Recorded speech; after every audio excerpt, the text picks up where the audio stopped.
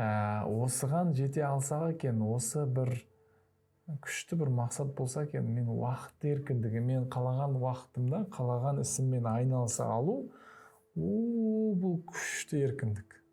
Бірақ бұған кәдімгідей еңбектену керек. Қалаған уақытында қалаған ісіммен айналыса алу негізінде қиын. Бірақ оған уақыт еркіндігіне жету керек. Енді уақыт еркіндігіне жету үшін онымен менің ойымша тікелей байланысты ол қаржылай еркіндік. Қаржылай еркіндік. Естеріңізде болса, біз жауапкершілік деген видеода осыны айтқан едік. Жауапкершілікті өзіңізге алған кезде, бүкіл еркіндік тақырыбында бүгінгі айтқан, жауапкершілікті өзіңізге алған кезде сіз еркін боласыз. Қаржылай еркіндік. Мен бүйтіп айтамын, қаржы туралы біз бөлек видео жасаймыз, бірақ кішкене тоқталып кетейін. Мен бүйтіп айтамын, қаржы тақырыбы, ақша тақырыбы адамның өміріндегі маңыздылығы жағынан 16-шы тұрған болуы мүмкін, 16-шы кезекте, яғни бірінші емес.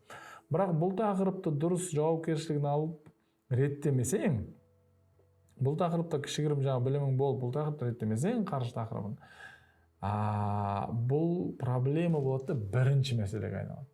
Сондықтан қаржылай еркіндік тақырыбында да еңбектену керек, зерттену керек, сіз қаржылай да еркін бола алуыңыз керек. Яғни